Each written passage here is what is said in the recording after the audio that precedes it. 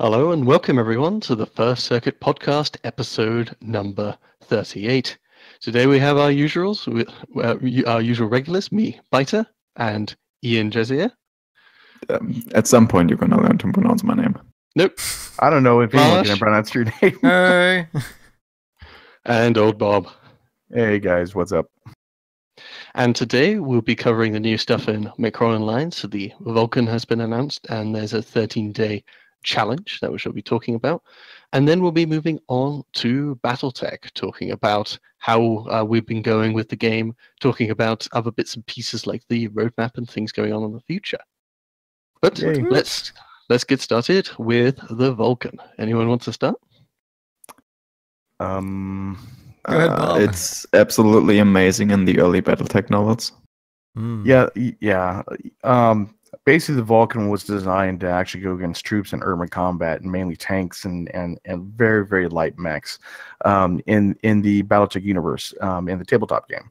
With the introduction of this into Mechwarrior Online, it's going to have, I think, a problem, though, because it's not really armored as much. But, of course, you know, the Piranha is not armored as much, too, but it does very well for what it does. But to let everyone know, Forged in Fire, the Vulcan IanDresarie collection, you... Like always, the standard packs are the best things that you can actually go do with this, because you get the 3 mechs, you get 30 days premium time, you get the mech bays and everything else for $20. Literally 30 days premium time is $12 normally, and then you get the 3 mechs for another $8. Then you also get the wonderful early adapter rewards, which are the 3 copies of the Vulcan standing cockpit items. The Franken Camel, which is kind of bizarre. I don't know why they did that. Of course, the new art is a little bit different. The colors is what's really actually making Mechwarrior Online for me, because I get to color my mechs whatever I want to now. And then also the 6.5 million C-build boost. The now with the additional reinforcements add-on for $15, the 2 additional ones, which I'll go down below and go and tell you something's hidden behind a paywall, and then the hero for an extra $15 as well. So let's go to the first part of the mech specs, so the overview of the Vulcan 2T, 5T, and 5M. Now, we're looking at the generalization I think they did with this is kind of like the ongoing thing of what's going on with Mechwarrior is the hard points for mechs. They go, oh, let's put 2 here, 1 there, 1 there, and this mech is going to be 2, 1 there, 2 here, 2 there, that kind of thing. That's what I feel that I guess what they're doing for the hard points. So we're looking at the first mech, which is 1 ballistic in the arm, 2 ballistic right torso, center torso AMS, and then 2 left torso would be the energy.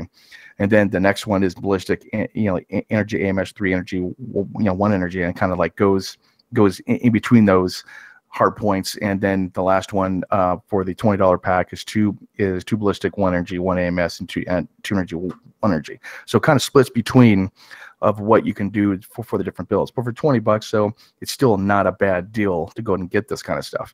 And then, like I said, with the paywall for $15, you get the 5S, which has the mass capable, so you can run faster, turn faster, do a whole bunch of really cool things. Now at 97.2 miles per hour, it's not bad for a medium mech, for a 40-ton mech. It's not bad at all. But and you could also upgrade the engine as well to make it go even faster, and then also skills going faster as well. Anyone else want to go and chime in? Yeah, I just want to say just one quick thing. I liked when you talked about the early adapter awards. And what about it? Adopter. Yeah. Adopter. I'm sorry. Okay, it's fine. You got me. Fine. Oh no. Oh no, you can't. No, but anyway, I think it's for medium mech, it's going to be going quite fast, because I mean you got a max engine rating of 315 in this thing. So how fast do we think I'm just trying on that. Yeah, because its standard is a 240 and you're going 97. If you put a 315 in this thing, it's going to be going quite fast. It's not as high a cap as the other in the sphere 40 tonners, like the Assassin or Cicada can go to 340 or 365 thereabouts. Mm-hmm. So this will be, relatively speaking, actually one of the possibly slower 40 tonners, though for the most part, when in a sphere 40 tonners, I'm aiming for a 300-ish engine anyway. I'm not going up to the max engine on the Assassin. Like, max engine, max jump jet Assassin is hilarious, but you have enough tonnage spare for an SRM2, and a couple of tons of ammo. Yeah, because a XL315 in a Cicada, it's going about 127. It's not bad. Yeah, Not but bad. then again, that's a Cicada, which is famous for having 2 medium lasers, and that's it. Yeah, that's pretty much about it. But the mask is pretty cool for the 5S, though, is to actually be going a little bit faster And I and love be masks. able to turn a little faster. So that's a bonus for that. And then also the 6 jump jets, definitely does help though too. 40-tonner jump jets are really neat. They give you a huge amount of push. So, yeah, it will be able to reach decent speeds and decent jumps, even if it isn't as heavily jump jetted as the jump jet Cicada or heavily engined as a particular assassin.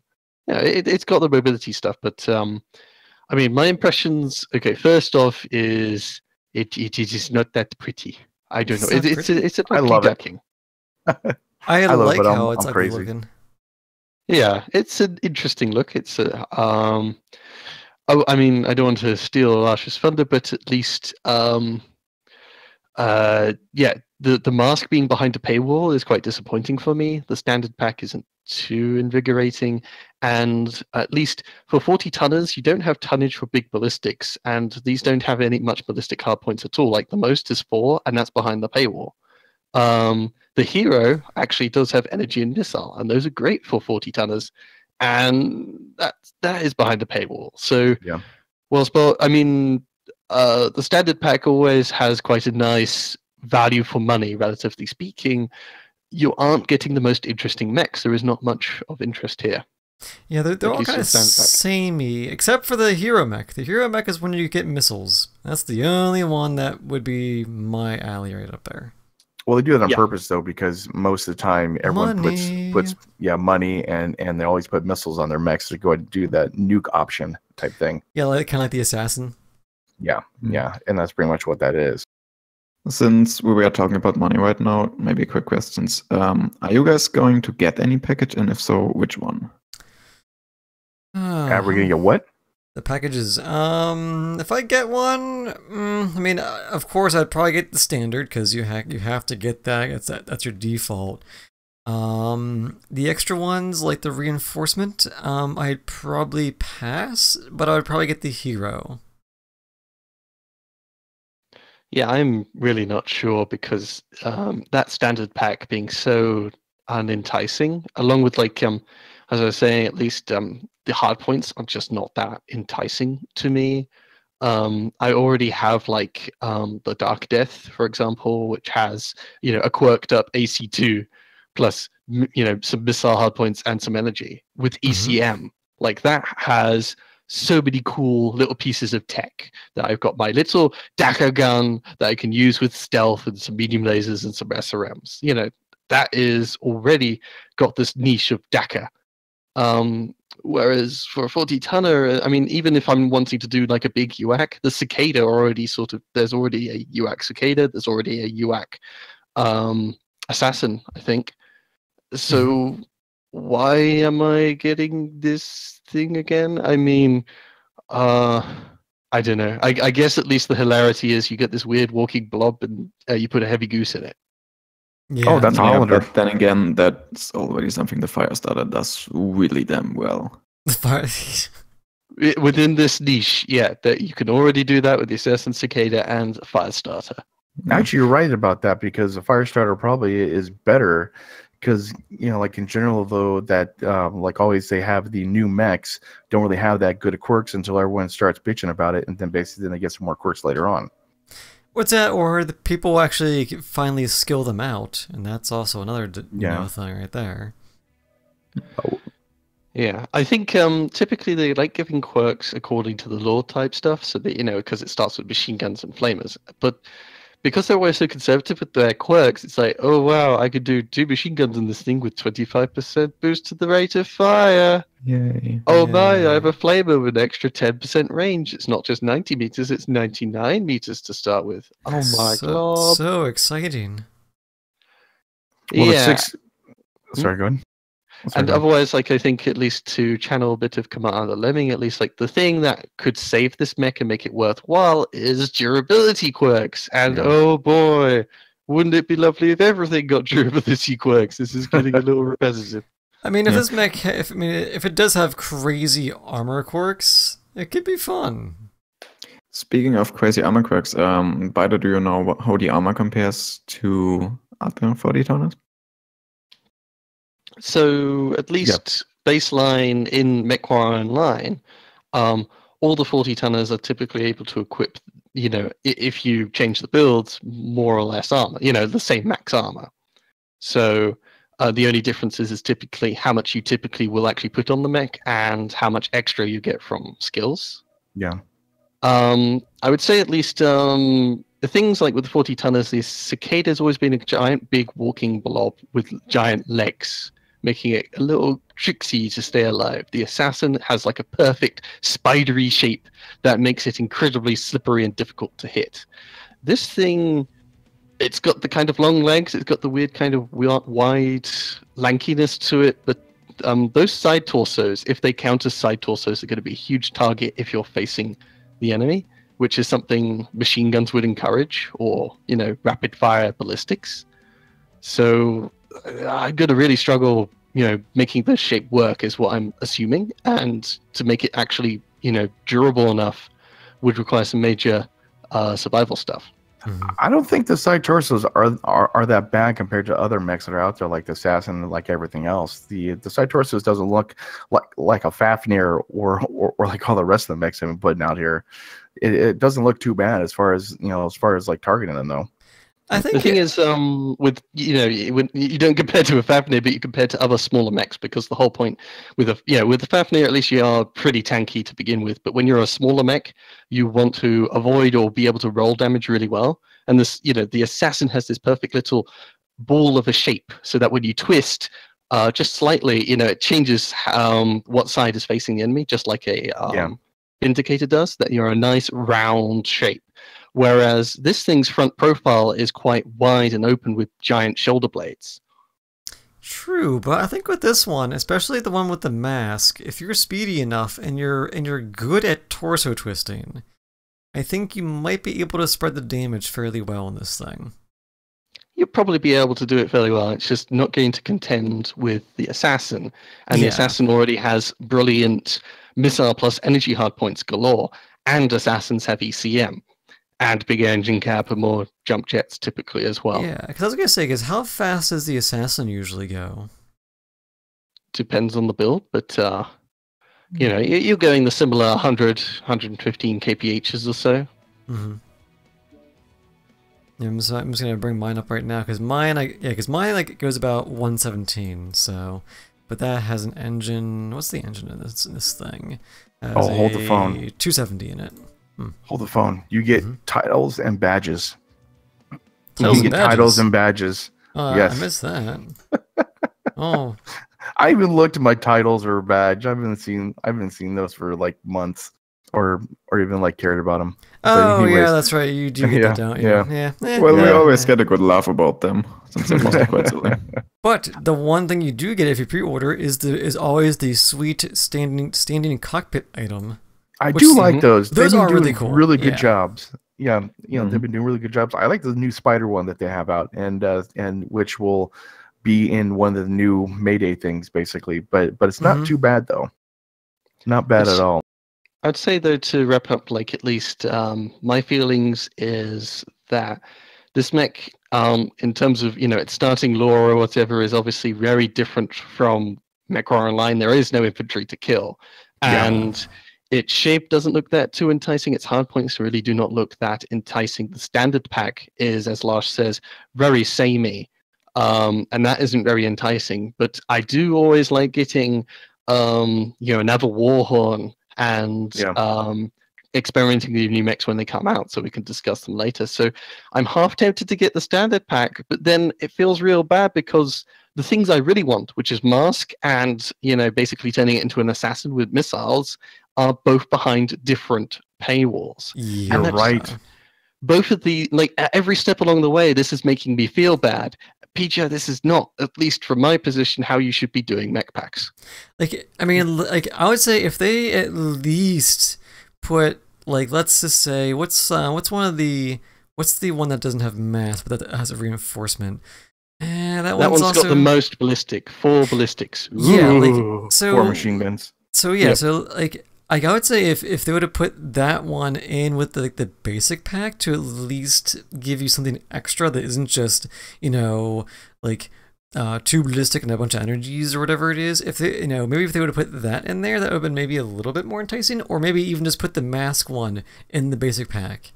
You know, Yeah. Oh, something. here's something else that I would really like to see. Like this mech is basically a light mech in most regards. Yeah, Yeah, it's I gonna mean, be 40 yeah, ton, but it's gonna be like a light mech. confused medium. So why don't they put the pricing down $5? Yep. To match Yes. like pricing. Like that, Or- if the standard pack was $15, I would immediately buy it just to get the adopter rewards. And the Mhm. For warhorns. $20, I'm sitting here like, Adopter. is it worth it? Not really. I don't care about the mech. Because I think- Because I'm sorry, I just want to know what the warhorn sounds like. That's all I care about. Well, There's two always things. like at least always at this stage we don't know the quirks, we don't know the warhorn, etc., etc., and they want you to pre-order way in advance. There's Yeah. You know what? I think it'd be very interesting if they changed their model a little bit and they put the quirks out on the day of release. On the day of release? Sorry, on the day of Year? announcement. Oh, yeah. Actually, I would enjoy that too, because then I'll figure out if I want to actually purchase that mech. I know Yes. that, like, let's say the Hermes comes out. Hermes will have, since it is a command mech, I would actually, put that for like extra sensor range. For the Vulcan, like maybe more flamer range, more machine gun rate of fire, that kind of thing. That's what I'm Yeah. hoping they're going to do. Because it seems like PGI runs into the same issue where they put out a mech, then people get a little butthurt whenever that's gonna come out, whenever they do put out the quirks, and then people get into a giant uproar, and they're like I want a refund, and then a chunk of people want a refund. Okay, Maybe- here's the thing that goes completely against that though. At the point of the announcement, PGI is starting to design the mech. So right now they probably don't even have a working model for it, which means they can't do quality testing, which means they have no idea what kinds of quirks they're gonna put on there. Good Yep. point. Yeah. And they are going to set themselves up for many, many months of people whining about the quirks not being Yeah. what it should be. So, like, given how we know PGI operates by now, I'm gonna be fairly certain they lock their quirks in maybe 2 days before they publish them. Who wants to take bets for a hotfix on the day of release? Yeah. I got a question Mhm. from someone inside the chat room there. They ask, what medium mech does the First Circuit wish they had gotten instead? Oh, you mean What from like mech? past packs? You mean? No, actually, from the That whatever aren't mech. in the game yet, Yeah. So Mm. instead of this, Yeah, what aren't in mech the would game you yet. wanted? Well, there's an amazing thread in the forum where people can actually vote what kind of mech they want. Mhm. I'll be honest, I have to look up what I put in there. Yeah, I would need to look up because there is one mech, and sadly, since my lore background in other games is very limited, because I mean before Mechwarrior Online, the only game I really played that was BattleTech or Mechwarrior related was the one for the Nintendo DS along with Dark Age. That was my intro. Oh, God. That was my Jeez. intro. I'm just trying to because I have one sitting on my desk. It's a Dark Age mech though, so it's probably not going to be anything that would be related at all to you guys though. Yeah. Mhm. I imagine to some degree, at least, there's way more popular ones like that. Like at least, what's the light mech with the Gauss rifle? Yeah, I would like to see that. That looks cool. No, the Ghost Rifle's a medium mech. That's a Hollander. Hollander, yeah, okay. Yeah, that's a 40-ton mech. Like that would be pretty cool to have. Also, the Strider. I had a lot of fun with Mechwarrior 3. That's also 45-ton mech, I think. Pretty fast. So yeah, those would be my 2 choices. Yeah. I would At least love on to- Sana, the Hollander's 35 tons. Yeah. Oh, I would okay. probably say the Hatchet Man and the Clint, actually. Hatchet Man is definitely one Okay. of them. Yeah, Yes. Hatchet Man, because if the Hatchet Man comes in a Mechwarrior Online, we're gonna get it in BattleTech. Oh, yeah. See, there's the argument. Probably for me, the one I would want, just because I like how it looks, only the reason is because how it looks, is that there's a mech called the Crimson Hawk. It's a 25-ton clan mech. Oh, which one? It's I have it in the chat in Discord. It's a Crimson Hawk, but it has a large like energy mounted shoulder mount. Oh yeah. Okay. Yeah. Yeah, like Oh no. because Not I mean, another large laser sniper that's clan. because I mean, I will admit a lot of Dark It Age looks mechs looked stupid. This one was like I think a Dark Age only mech, and I love the way it looks. Yeah, I like its look. Yeah. I think, though, of course, the real mech that they need to really put in is the Slowpoke. I was waiting for that. Yeah, that took a lot longer than I thought it was. But slowing down. New lowest tonnage at 10, which means you could do more gimmicks. Yep. But like overall, do you think that it is worth it to get it or not? Mech pack that's out now. Yeah. I'm gonna pass probably. Yeah, I'll pass unless I decide that I really want those 6.5 million Seabills, but that would require me to start a Mechwarrior online again, and that's not gonna happen for another week. Because Battletech has owned your soul. Ballistix is owning my life now. Yes. Oh god.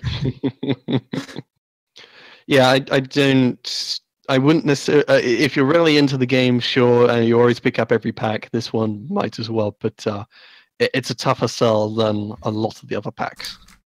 I think basically, as far as the standard pack, it's worth it. You know, if you got the $20, you like the game, it's definitely worth it for the standard pack, just for the premium time alone, and the additional stuff you get with it as well too. That's pretty cool. Yeah. But I probably won't pick it up though, to tell you the truth. Yeah. Oh, and actually, even though I love that kind of stuff. And this is probably more of a question for Ian, or like more of like a statement from my chat, since you might know more of the technical things of the game, maybe. But Mitchell says that I would also like it if they displayed the in-game model on the announcement, which probably kind of goes along with the lines that we just said, that they might not even have the model ready to show. I'm absolutely certain they won't have it. They're at the stage they've done some official art, and even then, you know, like if you look at the hero mech that's supposed to have all these missile hardpoints, it looks like just all the others. So, you know, different paint job. Yeah, all they do is change the paint colors. They don't even, with these starting images, have enough time to change the hardpoints how they look. I mean, you would think they would do that, though. You know, basically, this is what it's going to look like. Here's the artwork for it. Instead of like we all see this, it's like it doesn't really impress me. I want to see the missile, hard points on it. That would actually probably sell a lot better. You know, at least sell like a mech pack. Yeah, that probably. that would impress me. Yeah, definitely might make some extra bucks. I will like to try it to be the underdog mech, but I already have found that niche with the Hellspawn, and I really love the Hellspawn. Why would I try something even harder? Oh man, I forgot about the Hellspawn. I do not have that one. I completely forgot about that freaking mech. I gotta get that one too, actually. So okay, yeah. So Vulcan, we're pretty much almost like unanimous. It's a good deal, but probably won't pick it up. It looks neat. I mean, it's the same deal as always with you know the whole 30 days premium time, cockpit items, this, that, and the other. It's just the hard points on those first three to me just don't look impressive. Yeah. Nope. Yeah. Okay. So I'm looking forward to 200% rate of fire for my machine guns. Yay. If ever they, take a bold move and go, oh my gosh, 3 rapid-firing machine guns. Oh wow, that's going to break the game compared to a piranha. Get a mislinks. All right. So anyway, next up, we got the MWO news of the Cinco de Mayo thing. Maydays. Daily quick play challenges. Now, I got a freaking rant about the first one. Okay, this pissed me off to no end, and I can't I can't understand why they still do this for the UAV day. Basically, you have to get hold on a second. Shit. You basically have to get the UAV, shoot it down, and then jump up like 10, like UAVs, and that's basically what you got to do. It's pretty stupid, to tell you the truth. Detect 10 enemies with a UAV and shoot down 1 enemy UAV. Yeah. And in total, you have 2 days to do it, but now there's only like 23 hours so remaining. Seems easy. Yeah. It seems easy, but the whole stupid thing about it is you are determined to complete that mission from someone else dropping UAV, but you have 12 other guys on your team that are trying to shoot down the UAV at the same time. So it's 2 different factors. One, a person has to shoot a person has to go ahead and drop a UAV, and 2, you got to beat the other like 11 guys against dropping that UAV. So it's like I cannot understand why they still have this UAV challenge. I played like 10 games. No one dropped UAVs, and no one actually, no one. So like I couldn't actually do anything about it. I'm like, forget it. I'm not gonna do this one. I'm done. I'm done doing this kind of like crap. It just really irritates me every single time they do that. All this crap happens, and no one drops anything. At least they've learned somewhat, and they put in the detect 10 enemies with UAV.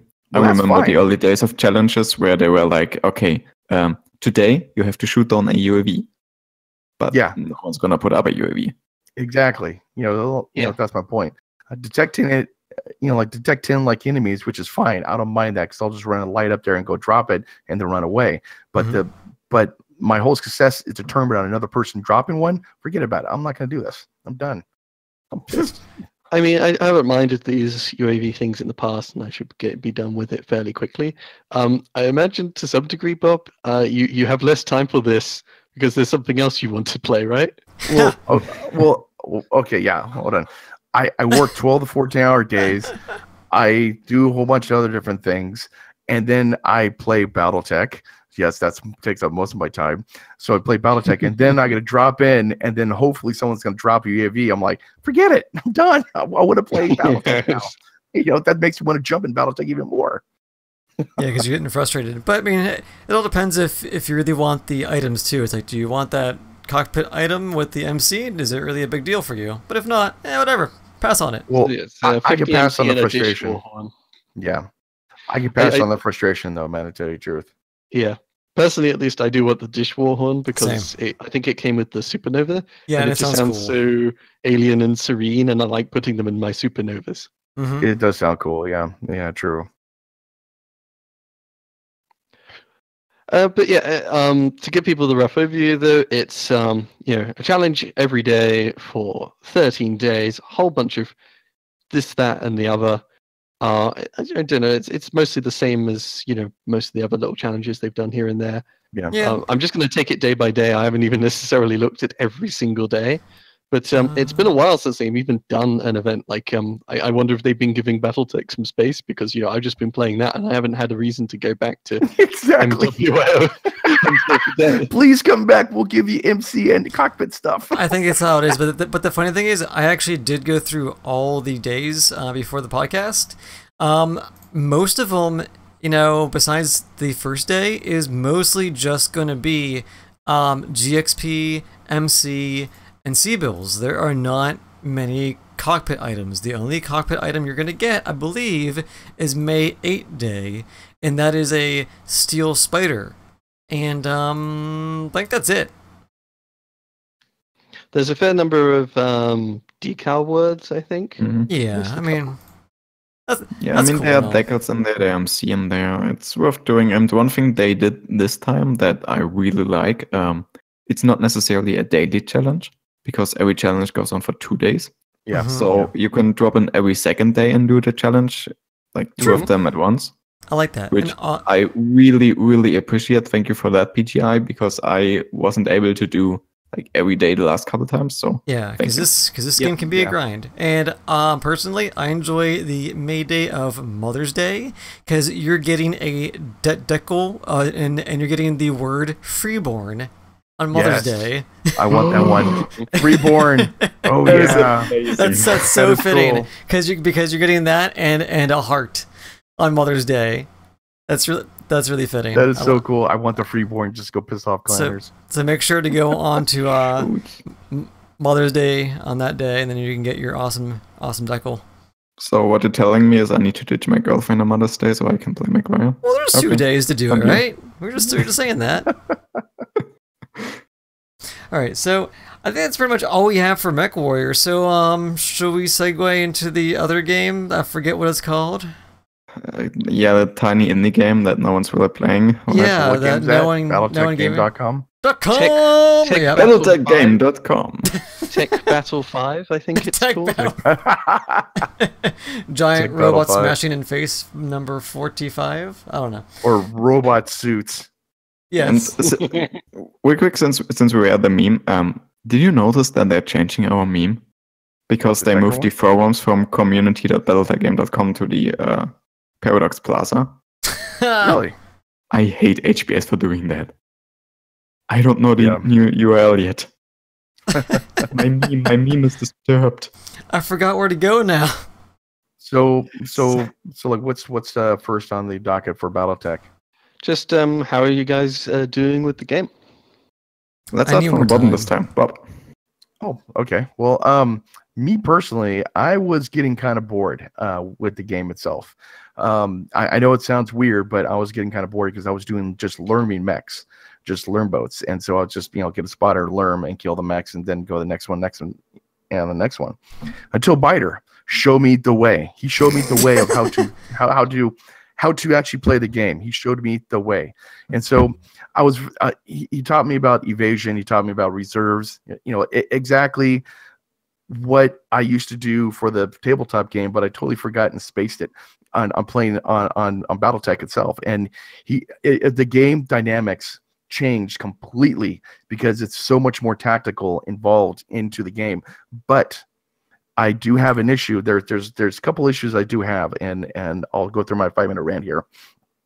I have a lot of rants, don't I? Okay. Go for it. Okay. It's that kind of day for you, old It's Bob. that I would kind of also day. say, at least my guess as well with your tightness is you're doing I think you're playing one playthrough on your own and one for the stream. I'm doing one on Twitch and then one for like YouTube. So you're like playing it twice over then. Yeah, basically. But time to do that prisoner again. Oh. yeah, now I know what to expect though, to tell you the truth.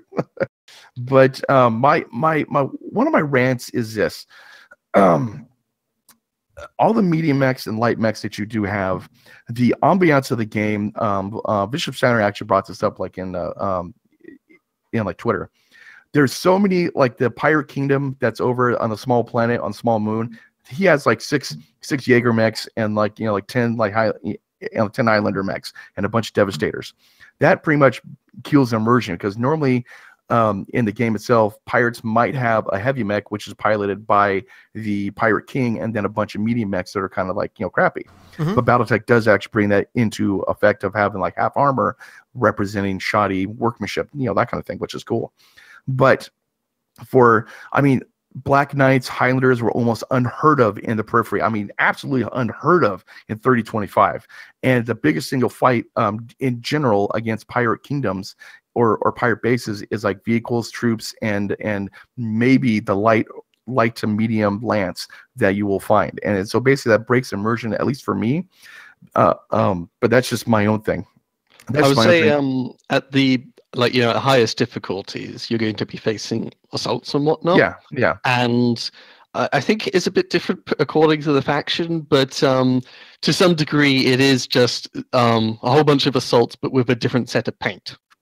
Yeah, and that's basically what it is. And generally, even MOC only has I think I have 7 regiments of mechs at that time of 3025.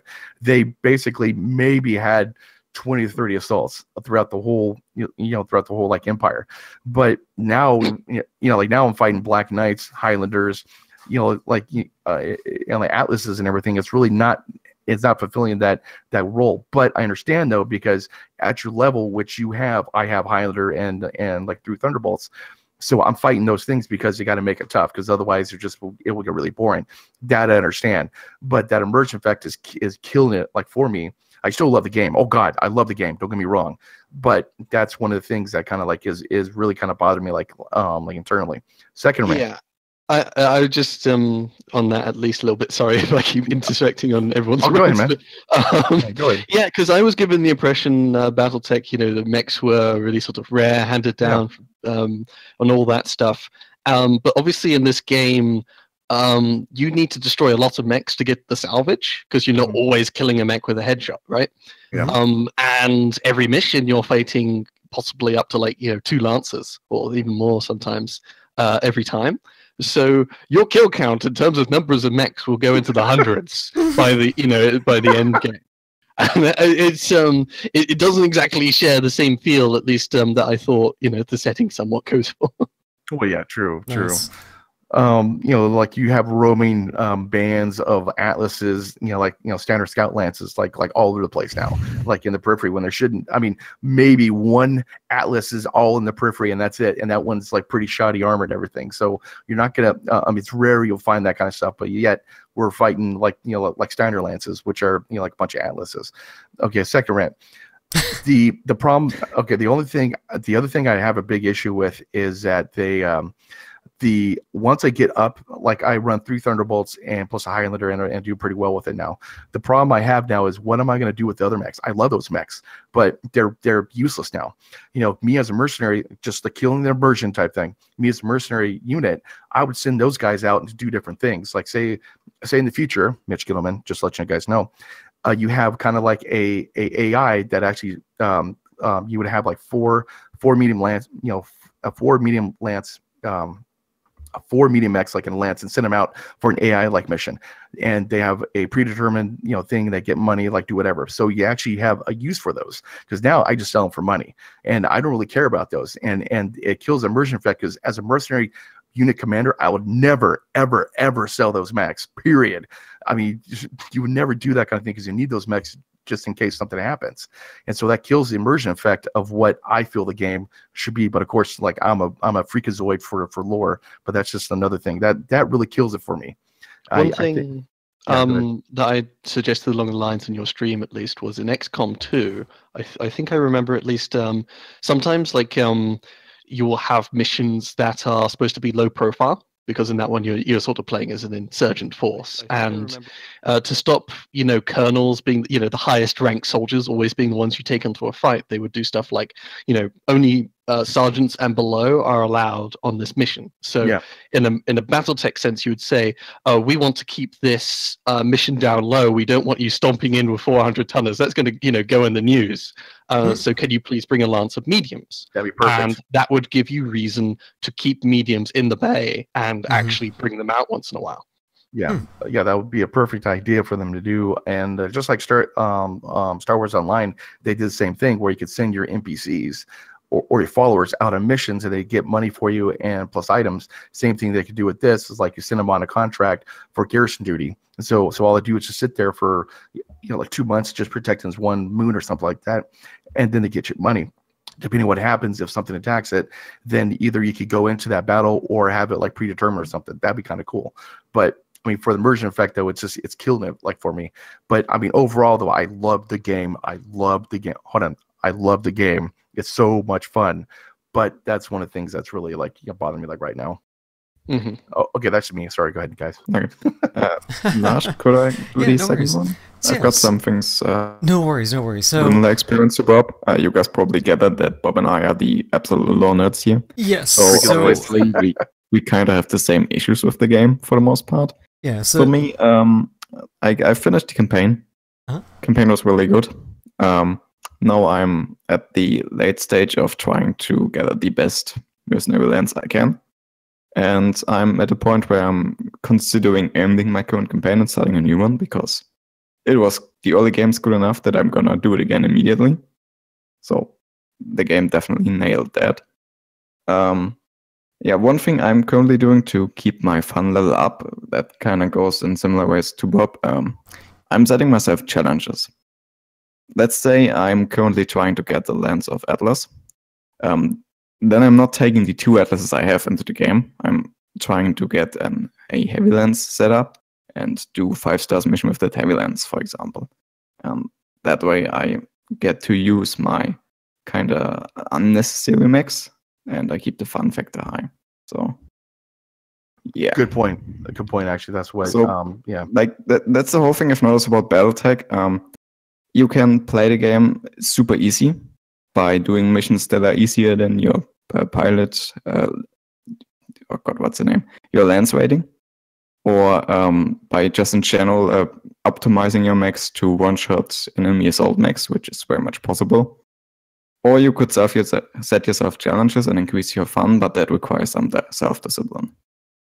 I mean, personally, I take a lot of stability damage weapons and multi-target and try and knock down, the enemy as much as possible, just to knock them over like Skittles, just for the fun of it. Same. That's what I do too. That's usually my first priority. Yeah. So yeah, in general, BattleTech is really about what you make out of the game, not so much what the game provides in that regard. Okay, end of my round. Larsh?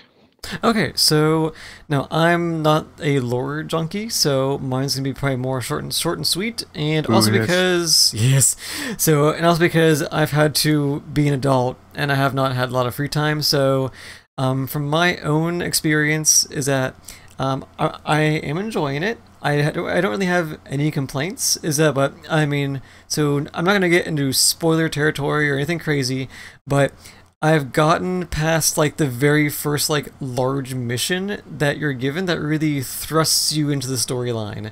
So that jump is making me want to go back. I just wish I had a time machine just to stop time or make more time to put myself into this game more. Because as a comparison, like the first few missions is like me playing like Cowboy Bebop, just doing little like side missions for monies and scrounging around, and then once you once you go past this one large mission, like the story just opens up so much more. Yeah, and I finally gotten to that point, and I've only done like one mission after that. So it's one of those things where I wasn't gonna like even stream BattleTech, but I feel like I want to stream more of it now because it is a lot of fun. Exactly. Yeah. All right. For me, similarly like Ian, I have also completed the main storyline and have been building up to the biggest, baddest lance of all time. And personally as well, like I mentioned this a bit in Larsh's Discord, at least I've been messing around with ARM mods and that, and the other, and trying to make the ultimate, silly melee mechs and stuff like that, just to try and, test out the extremes of how you can build in this game. I think continuing on from my thoughts, at least from last week, as I said, that this game has a solid foundation in terms of the gameplay, the tactics, and all that involved, and the overall meta stuff about gathering bits of mechs and equipment and all that. It's all a solid foundation, at least with that part. Whereas the gameplay is the real seller to me. I also described, at least, I felt a real disconnect, at least, with the story and the characters, this, that, and the other. Having gone through it a bit more and had a bit more time, I would say, at least to me, at least, as the story goes on, there is war stuff involved where, like, you do a mission and then they say, all right, there's another mission over there where we have to attack some warehouse. And you go over to the planet, and they go, "Oh no!" Somebody says the warehouse is too heavily defended, and then someone chimes in and says, "Oh well, maybe we'll just attack the offices where they do all the administration for the warehouse." And I'm like, okay. And then we attack the thing, and somebody says, "Oh, by the way, there's an optional objective. There's some Furbies over there that was, the property of the manager. If we take that, we get extra leverage on them. Yeah." And I do it, and I get more C-bills at the end, and we finish the mission, and it's like they say, "Oh well, we've conquered the planet!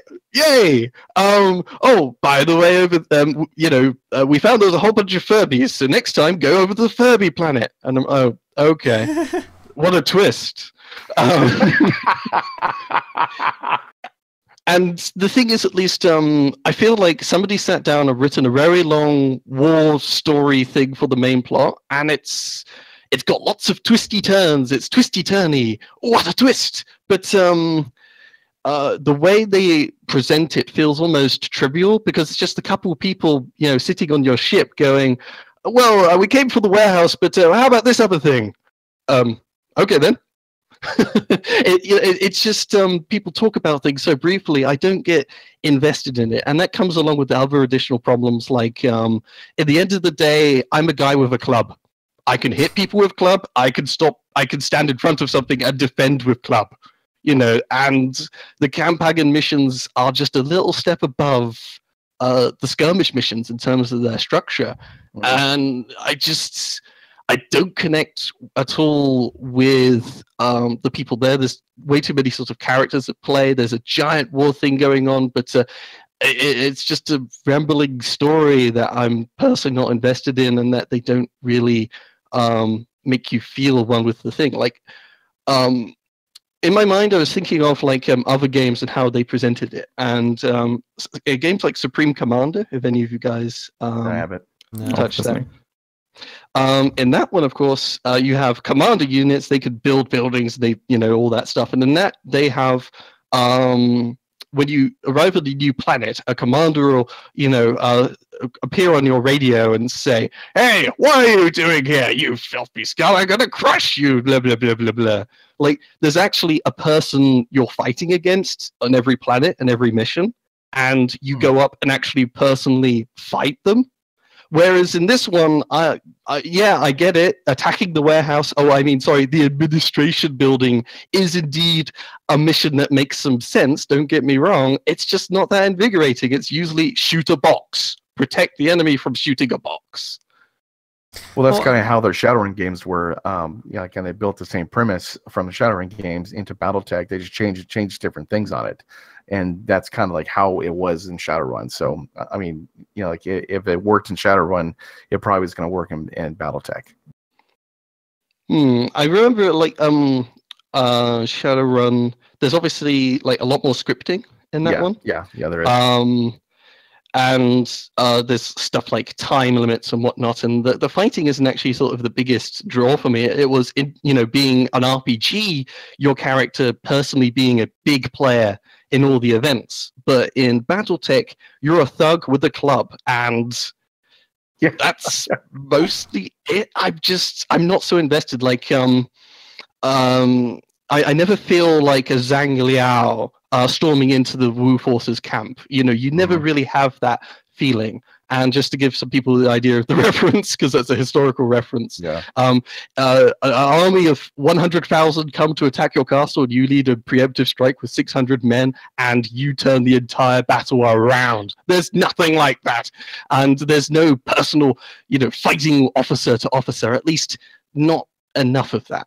And ultimately, at least, I like the core gameplay mechanics, but there's a lot of things that are sort of very loose with this game. I'd actually, if I may, Byter, real quick. Yeah, go ahead. One thing about the thing you complain about that I actually like is how they represented the fact that you are a single company inside of a big conflict. So in BattleTech, wars are decided with regiments, and you have 4 mechs to field at one time. I somewhat like the fact that your missions are not the big battalion-sized battles, but rather the small missions. So, which are part of a larger thing. Yeah, they do sometimes like phrase you as like the scalpel, and a really competent lance put in the right place can be used really well, but it's still. At least I want, at least in terms of story, it would be so cool if I'm used as the crack strike team, that I'm the very tip of the spear kind of thing or whatever, and I come barging into the commander's headquarters and personally punch him in the face in my battle net. That sounds like a cool story, and then the enemies will try and hunt me down, or they'll recognize me in future battles and stuff like that. For the most part, you're a nobody, but woo, I love being a nobody. Hey everyone, nobody knows who I am. Isn't it lovely? So there's no character connection then, is what you're saying? Not much. There is some elements they try and touch into, but it doesn't resonate, at least with me. And I don't want to go too much into those. The story, overall, the story though, I think is nice. I guess for us lore freakazoids, is it is pretty cool. And when they do certain speeches, it's like, that's pretty cool, type thing. But like, at least for me though, but I do see your point though, because you're not really part of the conflict. You're just like like you're just the club, and that's it. You're like, okay, go over there, attack that. While I'm doing this over here, you go attack that, and that's it, type of thing. You're not really part of the whole conflict as a whole, or actually contributing, or actually making decisions. You're just kind of led by a leash type thing. Mm-hmm. So I would also- maybe just like, there are more campaigns coming. We can probably agree on that. So how about next? What? Oh no. You're cutting out, Ian. Yeah, cut it out. I'm out. Sorry. My microphone is currently handled because I just had my mic There's down. certainly room for improvement in the future. Yeah. Oh yeah, Say definitely. So what I was going to say is maybe next campaign we get a war that's initiated by the player rather than the story maker, so to say. For example, you choose a pirate kingdom that you really don't like. Let's say they have concentration camps. And you go like, okay, I don't like those guys. I'm going to hunt them personally down and kill each of their officers, something like that. That'd be pretty cool for an expansion campaign. Oh yeah. Yeah. I mean, there's so much room for improvement. In fact, that actually goes to our next part.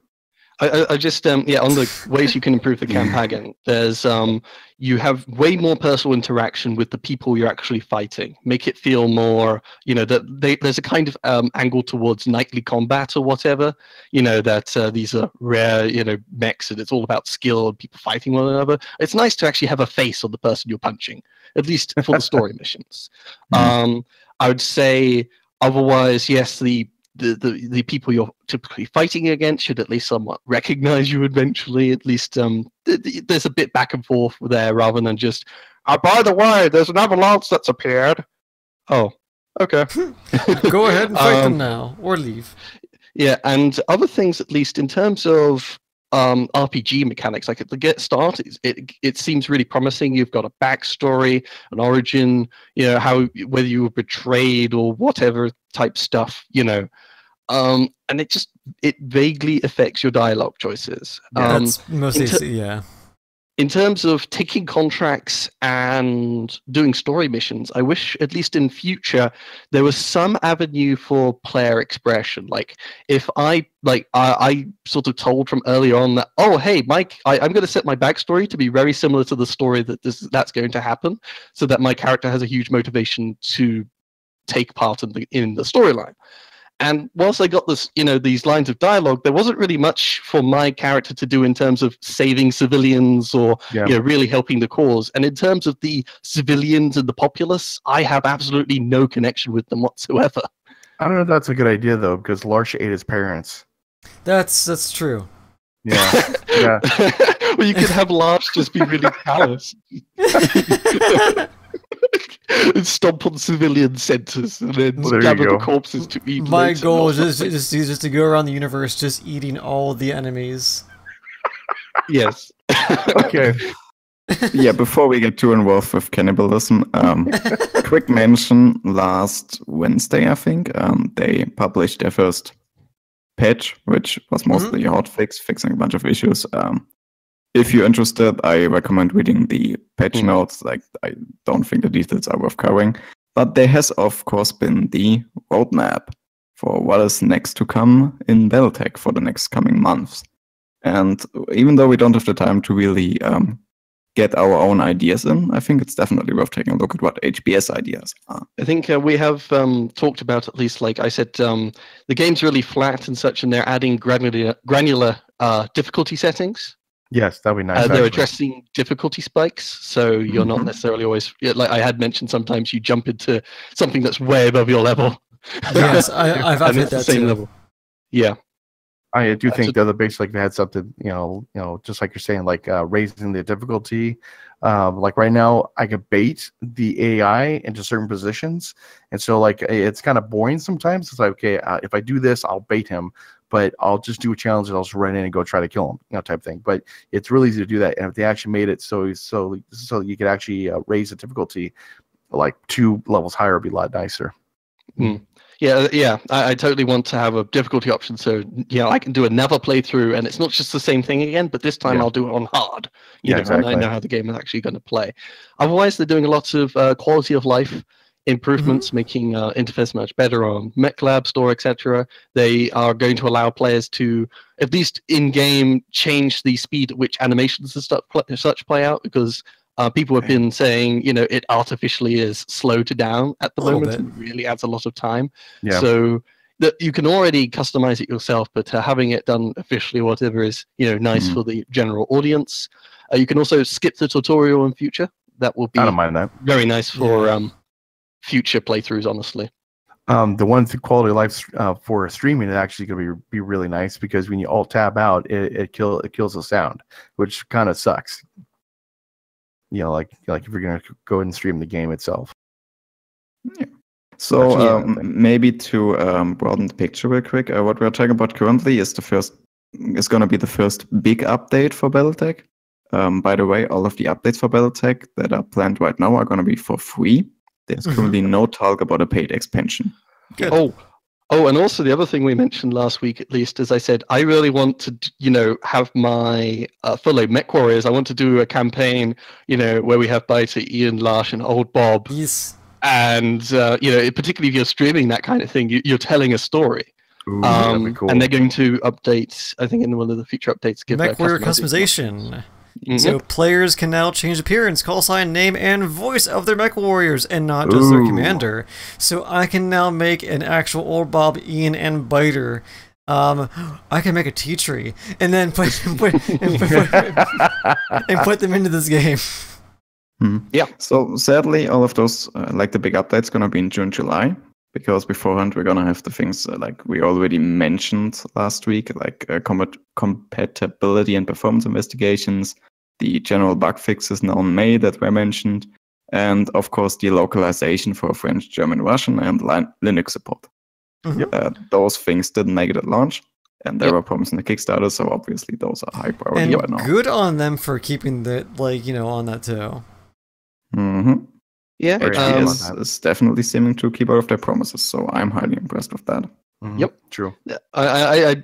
Giving it a lot more polish is certainly the way to go in the future, because all my complaints about it might being having all these issues with longevity and whatnot, those are major sequel type changes that you need to implement. As it stands, let's solidify this game as a solid foundation for the most part.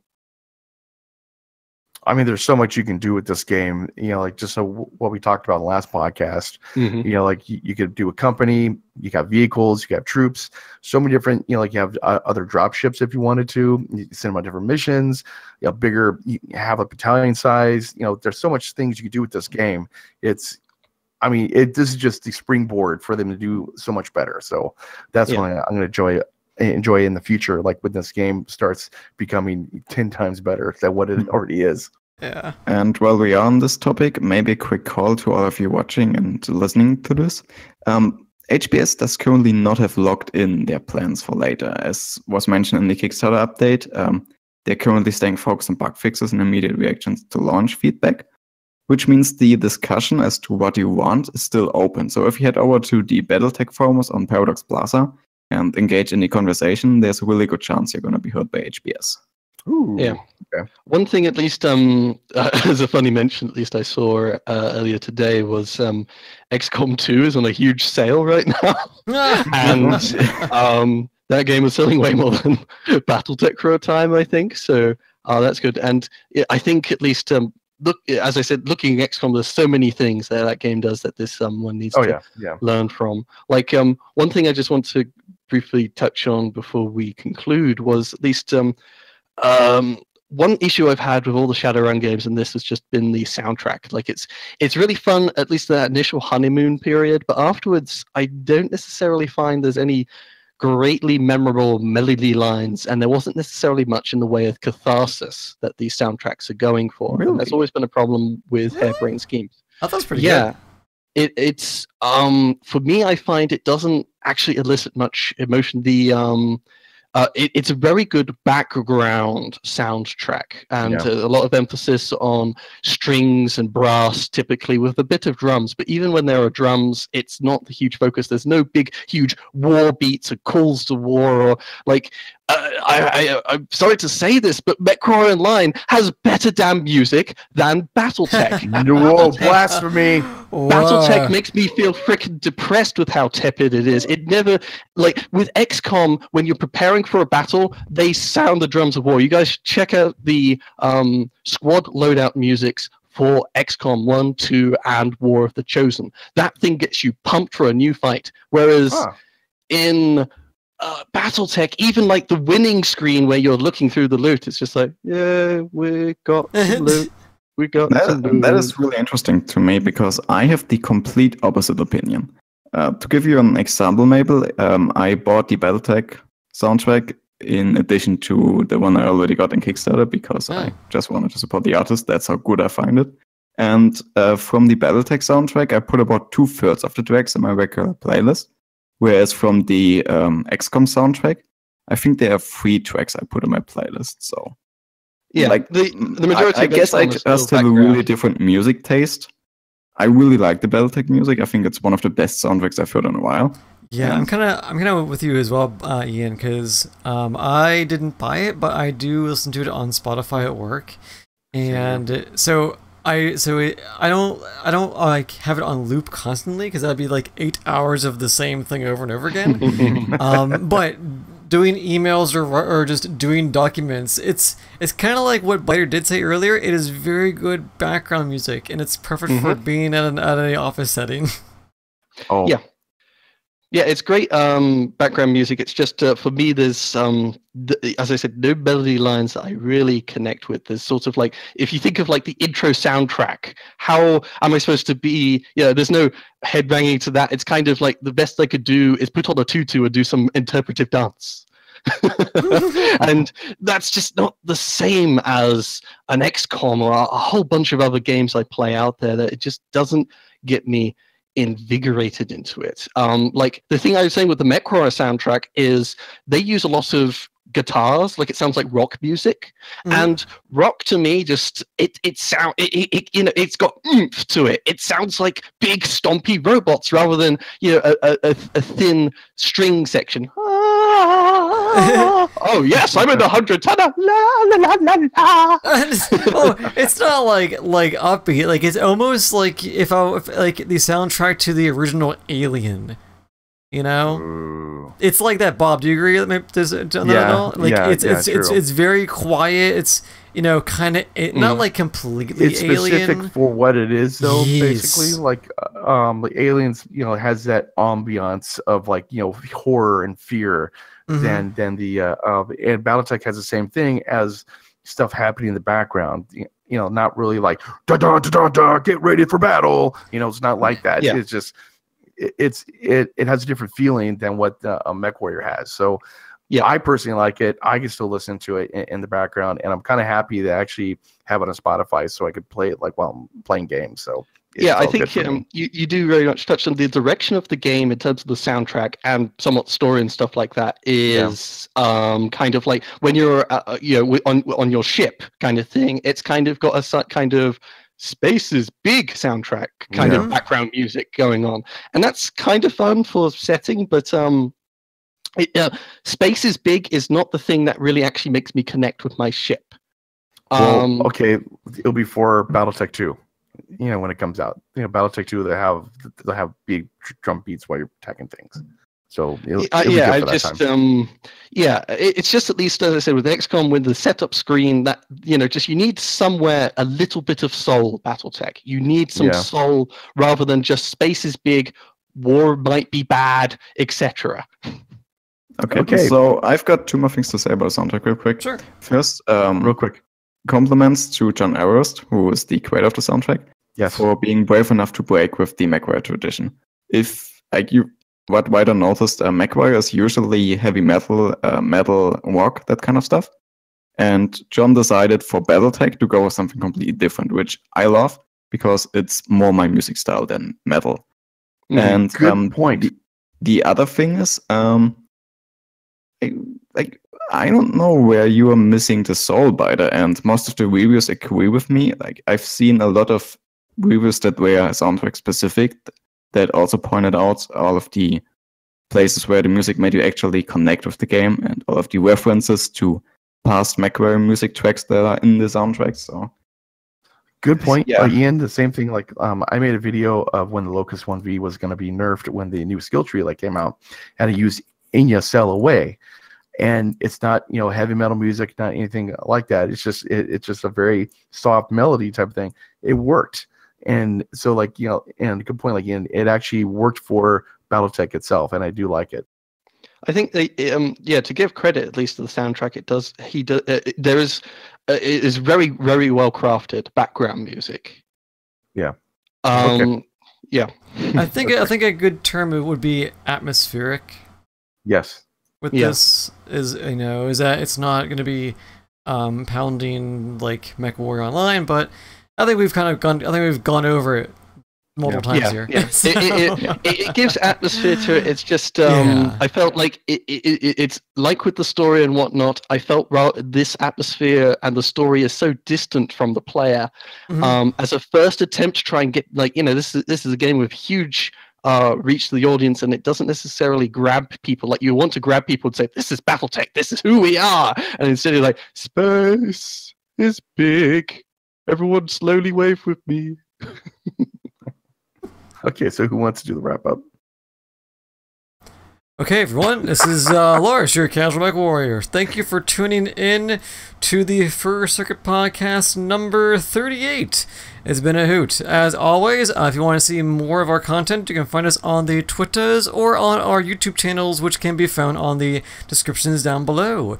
If you are curious and you want to stay tuned for some random drops, no theme tonight, just doing some drops tonight with the group tonight. We'll be on Twitch on my channel, which is also down in the description. And Bob, do you plan on also doing a stream as well on that for that?